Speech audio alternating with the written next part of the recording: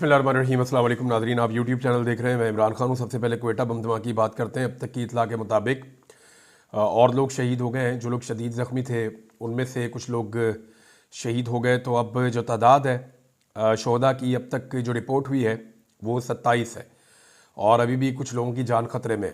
50 से ज़ायद लोग जो हैं वो शदीद ज़ख्मी हैं जिन्हें अस्पतालों में पहुँचाया गया है। वज़ीर आला वहाँ पर जो बलूचिस्तान में है उन्होंने जाके विज़िट किया है ज़ख्मियों को और क्वेटा गैरिजन में नमाज जनाजा अदा की गई। आला फ़ौजी क़यादत भी वहाँ पे पहुँची है। तो ये इंतहाई अफसोसनाक वाक़या है और इस तरह के वाक़यात पाकिस्तान में बढ़ते चले जा रहे हैं जो इंतहाई संजीदगी का तकाज़ा करते हैं। इससे पहले जब कत्ल किया गया था वहाँ पे दहशतगर्दों की जानिब से आम कारकुनों को, तो तब वज़ीर दाखिला ने एक स्टेटमेंट दिया था जिसका बड़ा मजाक उड़ाया था लोगों ने और बहुत तनकीद हुई थी। मोहसिन नकवी ने कहा था कि ये सारे दहशतगर्द एक SHO की मार है। तो ऐसा नहीं हुआ। ना वो एक SHO की मार है और ना एक SHO के, ये पूरी रियासत को मिलकर लड़ाई लड़नी पड़ेगी। पाकिस्तान इस वक्त तकरीबन हालत जंग में है और वज़ीर दाखिला समेत सबको होश के नाखून लेने पड़ेंगे। ये कोई सियासी जमात नहीं है जो आइन और कानून के अंदर रहकर लड़ाई करना चाहती है। जब कोई आइन और कानून के अंदर रहकर लड़ाई करना चाहता है तो फिर स्टेट का एक कांस्टेबल भी बहुत होता है। SHO तो बहुत दूर की बात है। फिर पूरी स्टेट जो है उसकी नुमाइंदगी कोई भी यूनिफॉर्म वाला आदमी कर रहा होता है। लेकिन जब दहशतगर्द जो स्टेट में मानते ही नहीं है, जो रिस्पॉन्सिबल ही नहीं है, जो रियासत को तस्लीम नहीं करते, जब वो अटैक करते हैं तो फिर वो एक SHO की मार नहीं होता, वो फिर पूरा मुल्क हालत जंग में होता है और इस तरह के वाक़यात बढ़ते चले जा रहे हैं। तो ये लोग आइन और कानून के दायरे से बाहर रहकर काम करते हैं।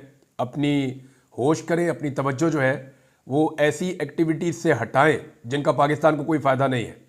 आपकी पूरी तवज्जो होनी चाहिए पाकिस्तानियों की जान और माल की हिफाजत के लिए, पाकिस्तान के तहफ़्फ़ुज़ के लिए, जिसके लिए आपको ये अहम ड्यूटी दी गई है। अब इसमें ज़ुल्म खलीलदाद का एक स्टेटमेंट है। ज़ुल्म खलीलदाद जो है वो इम्पॉर्टेंस इख्तियार कर गए हैं इसलिए कि इससे पहले भी इस खित्ते के लिए रिपब्लिकन्स के दौर में वो खिदमात सर अंजाम देते रहे। बहुत मुमकिन है कि डोनाल्ड ट्रंप जब अमरीकी सदर बने तो ज़ुल्म खलीलदाद को दोबारा से इस रीजन में अहम जिम्मेदारियाँ मिल जाएँ। और ज़ुल्म खलीलदाद हर चीज़ के ऊपर रिस्पॉन्ड कर रहे हैं, चाहे वो इंडिया, अफगानिस्तान है, पाकिस्तान है, हर चीज़ के ऊपर वो कोई ना कोई अपना रिएक्शन देते हैं। यहाँ पे उनका जो रिएक्शन है वो मैं पढ़ के आपको बता देता हूँ। उन्होंने कहा जी कि मुझे क्वेटा बम धमाके में दर्जनों जानों के ज़िया पर दुख है। मैं मुतासरा ख़ानदानों से ताज़ियत करता हूँ और ज़ख्मियों के लिए नेक ख्वाहिशात का इजहार करता हूँ। हालिया महीनों में होने वाले इस खौफनाक वाक़े और इसी तरह के कई हमलों में एक चीज़ बिल्कुल वाज़े करते हैं कि पाकिस्तानी मिलिट्री एस्टेब्लिशमेंट को अपनी असली जिम्मेदारियों पर तवज्जो मरकूज़ करने की ज़रूरत है, यानी पाकिस्तानी शहरियों के तहफ़्फ़ुज़ और तहफ़्फ़ुज़ को कायम रखना और उसे बरकरार रखना, ये रिस्पॉन्सिबिलिटी है। इसके बजाय इनकी तवानाइयाँ सर्फ हो रही हैं कहाँ पे? सियासी अमल में, अदलिया को कंट्रोल करने में और सियासी जोड़ तोड़ करने में। यहाँ तक कि ख़ुद को मईशत में भी दाखिल करने की कोशिशों में पाकिस्तानी एस्टेब्लिशमेंट लग गई है और जो कुछ वो कर रहे हैं इसके नताइज हम देख रहे हैं। ये जनाब ज़ुल्म खलीलदाद का स्टेटमेंट है और पाकिस्तान से भी जो है वो लोग ऐसे ही बात कर रहे हैं कि हमारी तवानाइयाँ या हमारी तवज्जो पाकिस्तान की जितनी फ़ोर्स है, जितनी हमारे पास फैसिलिटी है या जितने हमारे पास वसाइल हैं, बजाय उन्हें पॉलिटिकल पार्टीज़ को कुचलने के में इस्तेमाल करने के लिए या लोगों की आवाज़ को दबाने में इस्तेमाल करने के लिए लोगों के जान और माल के तहफ़्फ़ुज़ में लगाया जाए तो ज़्यादा बेहतर रहेगा। ये एक बहुत बड़ा फेलियर है इस किस्म का वाक़या। आइंदा ऐसे वाक़यात नहीं होने चाहिए। हम उम्मीद करते हैं कि पाकिस्तान को और पाकिस्तानी फोर्सेस को अल्लाह ताला कामयाबी देगा और इनसे निमटने की तरफ पूरी तवज्जो हुकूमत पाकिस्तान और रियासत पाकिस्तान अपनी मरकूज़ करेगी।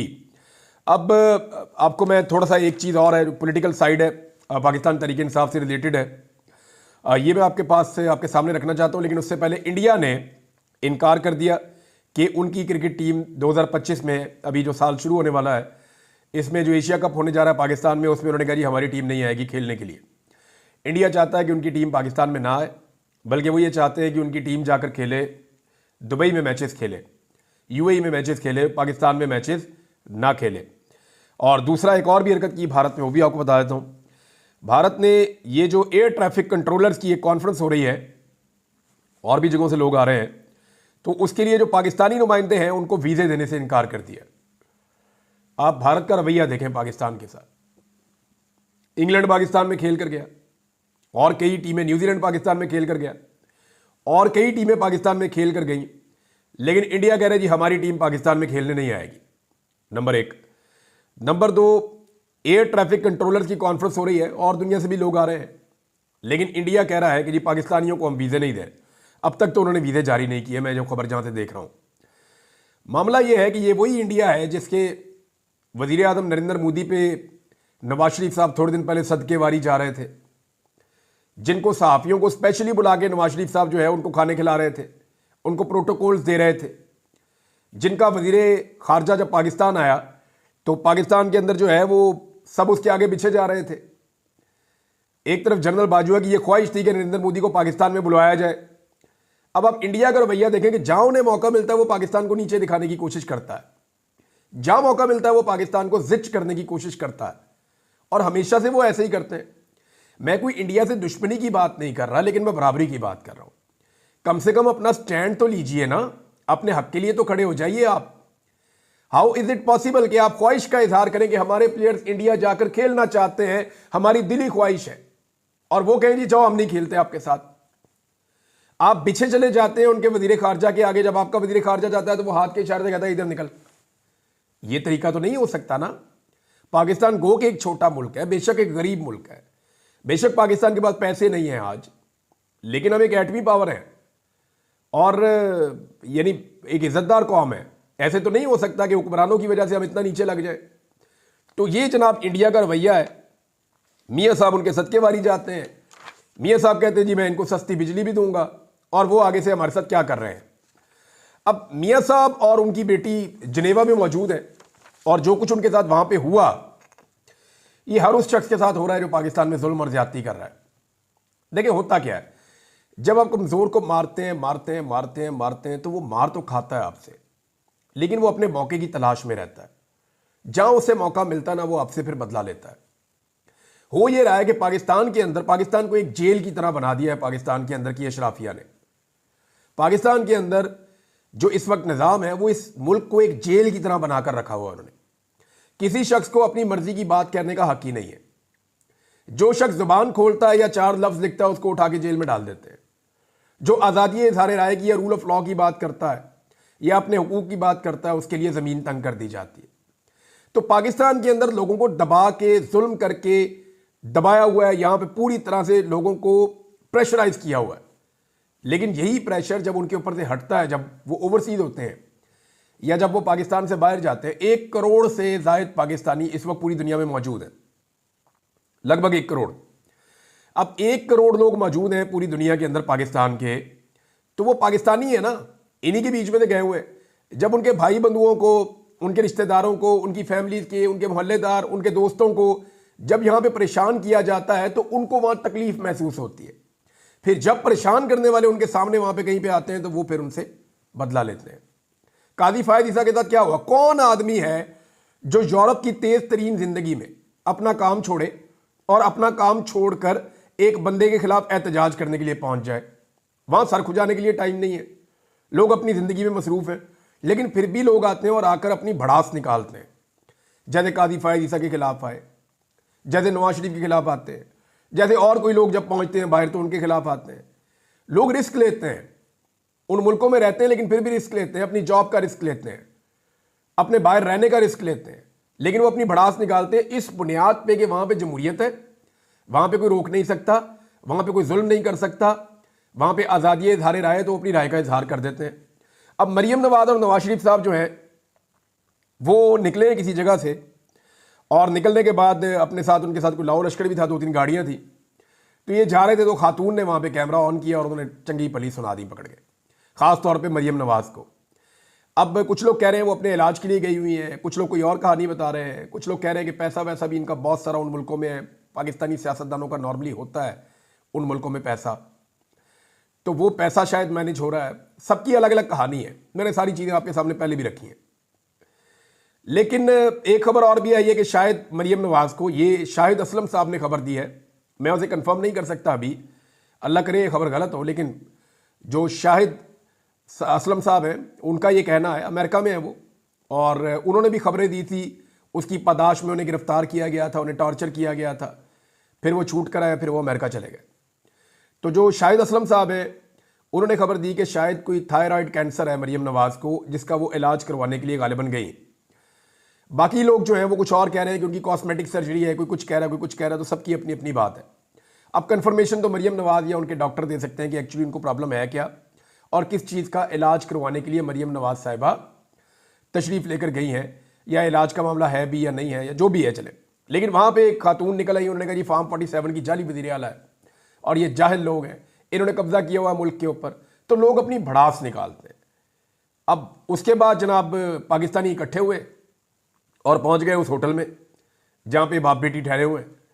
अच्छा, एक अजीब चीज़ जो है वो चीफ सेक्रेटरी भी उनके साथ साथ फिर रहे हैं पंजाब के। भाई पंजाब के चीफ सेक्रेटरी हैं, आप पढ़े लिखे आदमी हैं, आपकी इतनी लंबी सर्विस है, आप इज्जतदार आदमी हैं, आप किधर इनके पीछे पीछे जनेवा में भाग रहे हैं? यानी आप कोई ज़ाती मुलाजिम तो नहीं है ना, आप कोई घर के ज़ाती मुलाजिम तो नहीं है। एक खातून जो जाली फार्म 47 के ऊपर आई हुई है और वो वज़ीर आला बनने की अहल भी नहीं है, महर शराफत ने इनको वहाँ शिकस्त दी हुई है और ये सियासतदान है, इनके ऊपर करप्शन के बड़े भोंडे और अजीब इल्ज़ामात भी हैं जिनके जवाबात आज तक ये दे भी नहीं सके हैं। और आप एक ब्यूरोक्रेट हैं, आपने पढ़ लिख के मेहनत करके बड़ी मुश्किलों से नौकरी ली थी मुकाबले में आके, और एक लंबी सर्विस है आपकी, आप हाथ बांध बांध के इनके पीछे पीछे चल रहे हैं यूरोप के उस मुल्क के अंदर। और जब लोग उन्हें बुरा भला कह रहे हैं तो आप कभी इधर देख रहे हैं, कभी उधर देख रहे हैं, कभी बगलों में झांप रहे हैं, कभी जेबों में हाथ डाल रहे हैं। बड़ा अजीब लगा मुझे। यानी ब्यूरोक्रेसी के लिए बड़ी शर्मिंदगी की बात है। ब्यूरोक्रेट बड़े इज्जतदार लोग भी होते हैं, बड़े अच्छे लोग भी होते हैं, बड़े शानदार लोग, ज़्यादातर लोग बड़े अच्छे पढ़े लिखे होते हैं, उन्हें अपनी इज्जत का एहसास होता है। लेकिन उन ब्यूरोक्रेट्स के लिए कितनी शर्म की बात है कि उनका चीफ जो है, चीफ सेक्रेटरी पंजाब, वो एक खानदान का ज़ाती मुलाजिम बन के उनके पीछे पीछे फिर रहा है। भाई चीफ सेक्रेटरी पंजाब का तो अपना एक प्रोटोकॉल होता है, और ये वहाँ लेने के लिए क्या गए हैं? यानी वहाँ जो पूरा पंजाब है वो स्मोक की लपेट में, लोग यहाँ पे जो है बेशुमार हज़ारों की तादाद में बीमार हो गए। मुल्तान के अंदर 850 तक AQI चला गया है, एयर क्वालिटी इंडेक्स के ऊपर जो इंडिकेटर्स आ रहे हैं 850। ये कितना जानलेवा है आप सोच भी नहीं सकते। लाहौर 450 से नीचे ही नहीं आ रहा। दुनिया के सबसे पोल्यूटेड शहर बन चुके हैं ये। डेंगू की वबा यहां पे फैल रही है और चीफ सेक्रेटरी भी निकल गए, वजीर आला भी निकल गई और उनके साथ कुछ और लोग भी निकल गए। तो मेरी समझ से बाहर है ये किस तरह से ये मुल्क चलेगा और कैसे ये सूबा चलेगा। ऐसा लगता है कि एक खानदान की जाती चाकरी के ऊपर पूरा का पूरा निज़ाम चल रहा है। बहरहाल जी, पाकिस्तानी जहां उनको ये लोग मिलते हैं वो गुस्से में आ जाते हैं और वो रिएक्ट करते हैं। पाकिस्तानी पहुंच गए होटल में, वहां जाके उन्होंने देखा तो मरियम औरंगजेब उन्हें नजर आई, एक दो और लोग नजर आए। उन्होंने पाकिस्तानियों की वीडियोस बनाना शुरू कर दी। अब वो करते ये पाकिस्तानी उसकी वीडियो बना के भेजते वजारत दाखिला में, जिनके पासपोर्ट कैंसिल कर दे, इनके घर वालों को तंग करना शुरू कर दो, इनके घर वालों पर चढ़ाई शुरू कर दो। ये नया तरीकाकार उन्होंने ढूंढा हुआ है। भाई वो जिन मुल्कों के अंदर है उधर पर्चा करवा के दिखाए ना इन पे। अगर तो वो लोग कुछ गैर कानूनी या गैर आईनी कर रहे हैं तो जिस मुल्क के अंदर वो मौजूद हैं वहां पे आप उनके खिलाफ दरखास्त देके तो मुकदमा दर्ज करके दिखाएं या आप उन्हें गिरफ्तार करवा के दिखाएं। ऐसा तो आप कुछ कर नहीं सकते। उसकी वजह यह है कि वहां पे रूल ऑफ लॉ है। अब पाकिस्तान में क्योंकि रूल ऑफ लॉ है नहीं, तो यहां पे आप मनमानी करते हैं, उनके घरों पे छापे मारते हैं, उनके घरों का सामान तोड़ते हैं, शीशे तोड़ते हैं, टेलीविजन तोड़ते हैं, उनकी गाड़ियों को नुकसान पहुंचाते हैं, उनकी फैमिलीज को हरासा करते हैं ताकि वो लोग डर के वहां बाहर एहतजाज ना करें। तो इसलिए उनकी फोटो में बनाते हैं ताकि नादरा को दें और पता करें कि ये बंदे कहां के रहने वाले हैं, इनके घर वालों को तो जाके तंग करें। तो पुलिस को इस काम पे लगाया हुआ है। अब या तो पुलिस से और सिक्योरिटी फोर्सेस से आप ये काम करवा लें, तो या फिर आप दहशतगर्दी के खिलाफ जंग लड़वा लें। एक ही काम हो सकता है ना, सारा कुछ तो एक वक्त में नहीं हो सकता। इकोनॉमी की हालत ये हो गई है कि पाकिस्तान इस वक्त चीन को एक मरतबा फिर दरखास्त कर रहा है कि 3.4 अरब डॉलर के जो कर्जे हमने आपसे लिए हुए हैं उन्हें रोल ओवर कर दें। अब ये पाकिस्तान फिर 2 साल के लिए रोल ओवर मांग रहा है और चाइना के लिए देना अब मुश्किल होता जाएगा, क्योंकि पाकिस्तान बार बार ये कह रहा है। कभी इस तरफ जाते हैं, उनसे कहते हैं थोड़ा कर्जा दे दें, कभी इधर जाते हैं, कभी इधर जाते हैं। कल तो वज़ीर ख़जाना ने हाथ खड़े कर दिए, ना हमें कोई कर्जा देता है ना कोई रोल ओवर करता है। ये पाकिस्तान की सिचुएशन हो गई है। IMF का वक्त पाकिस्तान आने वाला है और उसने आने से पहले नई शराइत रख दी हैं कि जी फाइनेंसिंग गैप जो है वो आप पूरा करें, जो एक्सटर्नल फाइनेंसिंग गैप है उसको आप पूरा करें। ये IMF ने नई शराइत रख दी हैं। अभी जब वो 11 तारीख से 15 तारीख तक के लिए आएंगे तो पता नहीं पाकिस्तान के लिए क्या खबर निकलेगी। हुकूमत सच बोलती नहीं है। अब या तो मिनी बजट इनको लाना पड़ेगा, अवाम के ऊपर नए टैक्सेस इनको लगाने पड़ेंगे। देखते हैं कि अवाम नए टैक्सेस के ऊपर किस किस्म का रद्द अमल देती है। दूसरी जानब जनाब पाकिस्तान तहरीक इंसाफ के अंदर फूट डालने की कोशिशें अपने उरूज पे हैं। मैं चंद चीज़ें और फैक्ट्स आपके सामने रख देता हूँ। देखिए, पाकिस्तान तहरीक इंसाफ के लोगों ने गुज़िश्ता चंद महीनों में मैं देख रहा हूँ कि अपने दुश्मन बाहर से ज़्यादा अपने अंदर तलाश किए हैं। इतनी लड़ाई गैरों से नहीं लड़ी जितनी लड़ाई उन्होंने अपनों से लड़ी है, और ये बात सच है। कभी नंद भाभी की लड़ाई, यानी कोशिश पूरे निज़ाम की ये है कि तहरीक इंसाफ जिसको कोई नहीं तोड़ सका, इतनी कोशिशों के बावजूद उसको अंदर से लड़वा दिया जाए और कमज़ोर किया जाए। कभी नंद भाभी की लड़ाई ले आते हैं बीच में, कभी बाइनस इमरान खान का फार्मूला ले आते हैं, कभी कहते हैं जी फलाना गद्दार है, फलाना कंप्रोमाइज़ है। देखिए, ये सारी बातें पूरी तरह गलत तो नहीं हो सकती ना। लोग कंप्रोमाइज़ भी होते हैं, बाद औक़ात लोग डर जाते हैं, परेशान भी हो जाते हैं। हर एक की अपनी अपनी कैपेसिटी होती है, लोगों में इख्तिलाफ राय भी होता है। देखिए, जब एक टीम होती है ना, तो एक टीम के अंदर सारे प्लेयर एक तरह नहीं सोचते। प्लेयर्स के अंदर इख्तिलाफ होता है, लेकिन वो सारे जीतने के लिए इकट्ठे खेलते हैं। अब अगर उस इख्तिलाफ को आप दुश्मनी में बदल देंगे ना, तो फिर कमज़ोर तरीन टीम से भी वो टीम हार जाएगी। लिहाजा पाकिस्तान तहरीक इंसाफ में भी बाकी सारी पॉलिटिकल पार्टीज की तरह जमहूरियत भी है और आपस में इख्तिलाफात भी होते हैं, लेकिन उन इख्तिलाफात को दुश्मनी नहीं बनना चाहिए। मैं ये देख रहा हूं लगातार उसको दुश्मनी बनाने की कोशिश की जा रही है, और अगर ये इख्तिलाफात दुश्मनी में कन्वर्ट होते हैं तो फिर तहरीक इंसाफ को किसी बैरूनी दुश्मन की जरूरत नहीं पड़ेगी। मिसाल के तौर पर अली अमीन गंडापुर, उनके तर्ज अमल से आप इख्तिलाफ कर सकते हैं, बिल्कुल कर सकते हैं, लेकिन गद्दार डिक्लेयर करना, बिल्कुल आप ये कहेंगे जी इसने इमरान खान से गद्दारी की, पीठ में छुरा घोंपा, ये चीज़ें मुझे नहीं लगता उस वक्त नामुनासिब होगी। इसका वजह यह है कि अगर ख्वाजा आसिफ और राणा सनाउल्लाह अली अमीन गंडापुर की बुराइयां कर रहे हैं ना, तो इसका मतलब है कुछ तो है जो अली अमीन गंडापुर ठीक कर रहा है। मैं आपको फिर दोहरा देता हूं, अगर ख्वाजा आसिफ और राणा सनाउल्लाह अली अमीन गंडापुर की बुराइयां कर रहे हैं और वो ये कह रहे हैं कि ये बंदा कंप्रोमाइज्ड है, ये बंदा मिला हुआ है एस्टेब्लिशमेंट के साथ, ये बंदा इमरान खान को मार के खुद कुछ बनना चाहता है, अगर वो ये बातें कर रहे हैं तो इसका मतलब है कि अली अमीन कुछ ना कुछ तो ऐसा कर रहा है जिससे उनको प्रॉब्लम हो रहा है, वरना वो कभी भी इसको टारगेट ना करते। याद रखिएगा कि ये निज़ाम उसी को टारगेट करेगा जो इनको अपने लिए खतरा महसूस होगा। अगर निज़ाम के साथ लड़ना है या निज़ाम से जीतना है तो यूनिटी की ज़रूरत होगी। अगर एक टीम मिलकर खेले तो वो कमज़ोर भी होती है तो जीत जाती है। जो टीम मिलकर ना खेल पाए, चाहे वो जितनी मर्जी तगड़ी हो, जितनी मर्जी मकबूल हो, जितनी मर्जी फेवरेट हो, उसके जीतने के लिए मुश्किल हो जाता है। और कुछ लोग कहते हैं जी कि इमरान खान की जेब में सारे खोटे सिक्के हैं, तो ये बात तो कायदे आज़म के लिए भी मशहूर थी कि उनके पास भी खोटे सिक्के थे। डिपेंड करता है लीडर कौन है और वो कैसे लीड कर रहा है। कायदे आज़म भी एक बहुत बड़े लीडर थे और सारी अवाम उनके साथ थी। इमरान खान एक बड़ा लीडर है, अवाम की ताकत उसके साथ है। ये जो बीच में बहुत सारे लोग हैं, इन्हें शायद तारीख में याद भी नहीं रखा जाएगा। इनमें कोई इक्का दुक्का लोग होंगे जिन्हें लोग याद रखेंगे। तारीख सिर्फ लीडर को जानती है, या तारीख के अंदर वो लिखा जाता है जो आवाम सोच रही होती है। हकीकत तारीख के अंदर आती है। तारीख बाकी कैरेक्टर्स को याद नहीं रखती। तारीख हार और जीत को लिखती है और जीतने वाले की जीत की वजूहात लिखती है। लेकिन तारीख कभी भी, ये जो छोटे मोटे कैरेक्टर बहुत सारे इधर उधर होते हैं, साइड स्टोरीज में तो आते हैं, लेकिन इनका कहीं तस्करा भी नहीं होता। तो इमरान खान लीडर है, पब्लिक उसके साथ है। मेरे ख्याल में ये यूनिटी कायम रहेगी तो शायद ये जल्दी अपना टारगेट अचीव कर लेंगे। और एक चीज़ और है जो मैं आपको बताना चाहता हूँ, वो ये है कि पाकिस्तान तहरीक इंसाफ ने कुछ चीज़ें क्लियरली अनाउंस करनी थी, ये मुझे भी पता था।